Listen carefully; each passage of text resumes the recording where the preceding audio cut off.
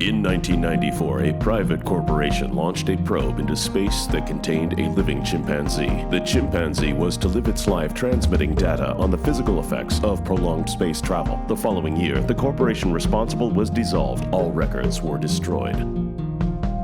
In the year 2020, an individual was enjoying the game Othello on his computer when he discovered that his opponent was a chimpanzee traveling through the far reaches of space. To keep the chimpanzee from falling into despair, the individual needed to convince the creature that there were far greater things in the universe than just itself.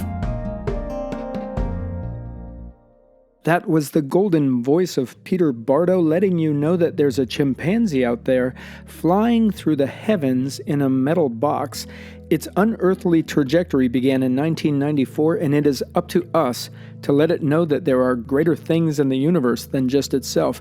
If you think you're the greatest thing in the universe, then you have created a low ceiling for yourself, and we don't want to see the same thing happen to the chimpanzee, who we lovingly call the monkey. We have limited access to the chimp, so the only way I can convince it that there is something greater out there than just itself is to beat it by scoring 50 points or more at every game of Othello that we play by way of computer. It's the only way we can communicate. And that's not easy because the chimp's actually a pretty good player. Now I would like to introduce to you my co-host. That six-legged eye candy in the lower right corner is none other than the Cockroach Valentine.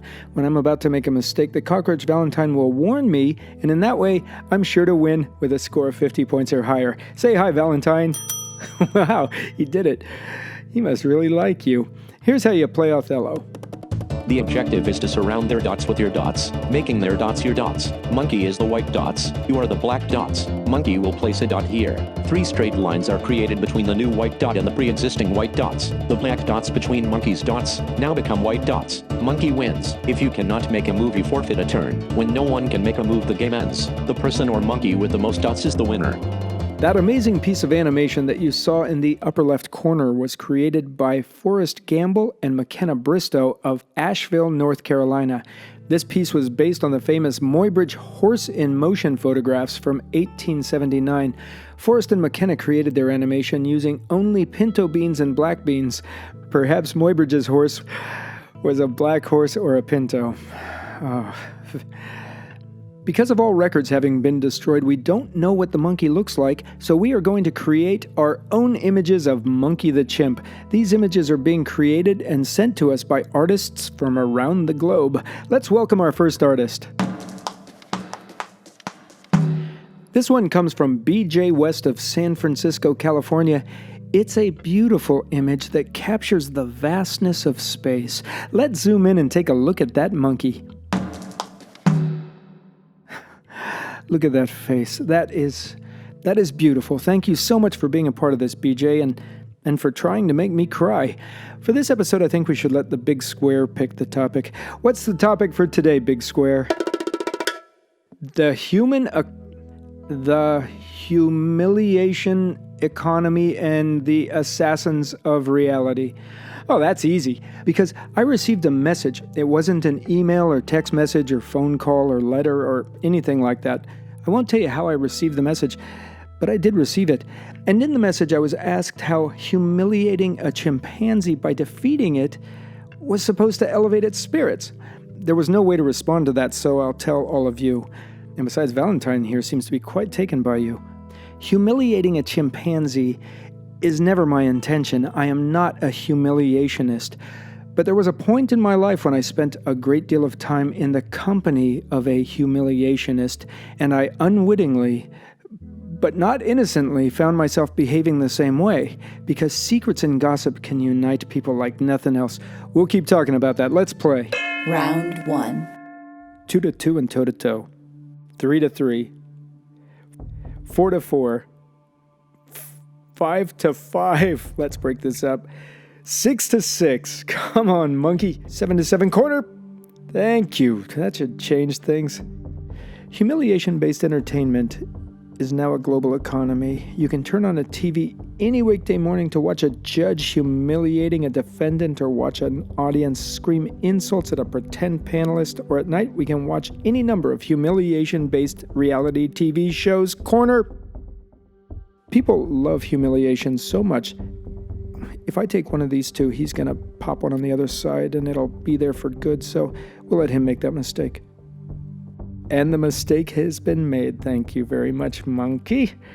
People love humiliation so much that once upon a time a country elected as its leader a reality TV show host whose gimmick was humiliating people. Once in power, this reality TV show host waged war against reality itself. Corner. Humiliation was the weapon of choice, but to make it work, he had to corner. Come on, Monkey. He had to not reinvent, but reimagine telling untruths as a free-form yet calculated system. If I take the trio at the left, I'll block the 3 in a vertical row, and I'll have to unblock it, and I can take them all. We'll talk about how that system works because it's extremely interesting. Boom! 62-0 with 2 to spare. And there's a little red bullet hole where I fired my last shot. That is hideous. I'm so sorry, Monkey. Let's try it again. But first, let's welcome our next artist. This one comes from our friend Rob Lichter of Long Island, New York.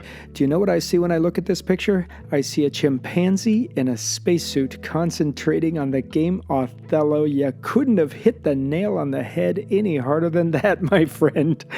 This is one honest picture. Thank you, Rob, for being a part of this. Your timing was perfect. If you would like to be a part of this, send us your own artwork of Monkey the Chimp. Email it to redplanetplanningcommission@gmail.com. Write Monkey in the subject heading. Let us know where you live and a little bit about yourself, and we'll show it in the order in which it was received, provided it is not mean-spirited. Round 2. 2-2, toe-to-toe, here we go. We're talking about humiliation by way of falsehoods. Untruths are a wonderful tool for humiliating others. All lies strip their victims of some dignity, but there is a form of lying that forces its victim into the humiliating position of having to prove the truth is true. For example, the panel at my lower left has stolen my pocket watch. Here's a normal lie. I almost missed that one. Lower left, you have stolen my pocket watch. What? Oh my God. I did not steal your pocket watch. I already have a pocket watch, and it is 100 times better than your pocket watch. What you have said is not true. Stop bothering me. Alright, that's a normal lie, because he did steal my pocket watch. Here's a lie that forces its victim into the humiliating position of proving the truth is true. Lower left, you have stolen my pocket watch. You never owned a pocket watch.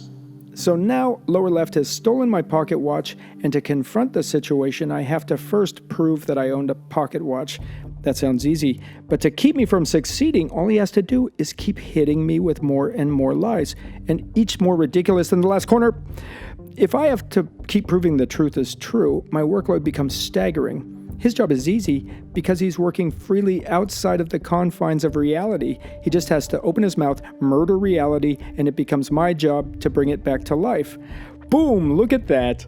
57-0 with 7 to spare. This is a slaughter. A barrage of lies, untruths, and fibs can become overwhelming because they are meant to overwhelm. On that note, I would like to share something very interesting that the cockroach Valentine pointed out. Cockroaches hear through their cerci, which are located on their butts, giving them a completely different perspective. Valentine recently compared a continuous bombardment of lies to a shepherd tone. Lower left, would you please explain the shepherd tone? A shepherd tone is an audio illusion that creates the feeling of consistent, never-ending rising or falling. The illusion is achieved by playing multiple overlapping notes that are one octave apart. They continuously rise in pitch, fade at the high octave, and reappear at the low octave, but we don't notice it because the other pitches are doing the same thing at different levels to cover up the change. Thank you, Valentine, for making that comparison and for bringing that example to an end. And thank you, lower left, for explaining it so beautifully. You may keep my pocket watch. I did not steal your pocket watch. You never owned a pocket watch. The sponsor is you, or it can be. Please support this and its related projects at patreon.com/smalleststar. And let's not forget our producers, the Red Planet Planning Commission. Go to redplanetplanningcommission.com, show your support, and look around. There are updates, news, and new ideas waiting for you at that website, so go find them. Before we begin round 3, let's introduce our third artist. This one comes from Eddie Nicolau of San Francisco, California. That's 2 from San Francisco in 1 episode. I think that's pretty cool.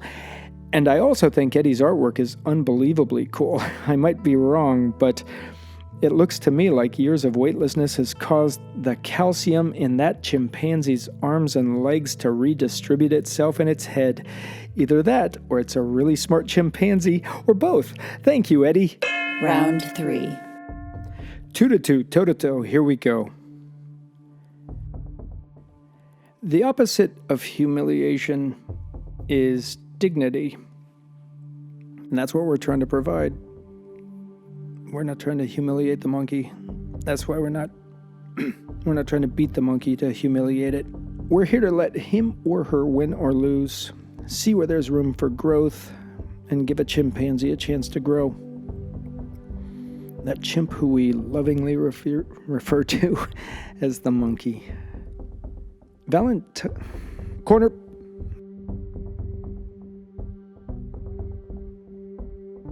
What? Oh, God. Corner. What? Oh! Valentine, you saw that. You did. Yeah, now you tell me. You're supposed to. Now all I got's this top row.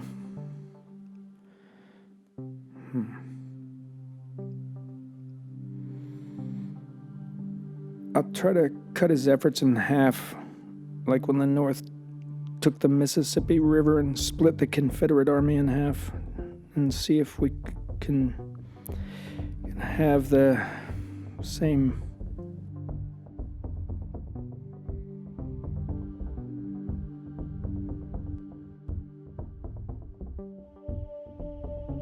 Oh, God. Yeah, I couldn't do anything about that anyway. This is just damage control. Corner.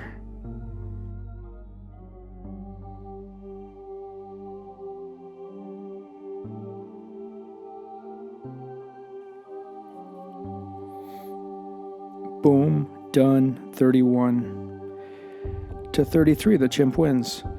Valentine, your job is to keep me from making mistakes, and when you saw I was about to make that mistake, you didn't say anything. You let that monkey take advantage of me. That was a good idea. That was a great idea. That was a great game. Good night, monkey. Go to sleep, little monkey. Close your eyes and dream. Nothing is ever as bad or as good as it seems. redplanetplanningcommission.com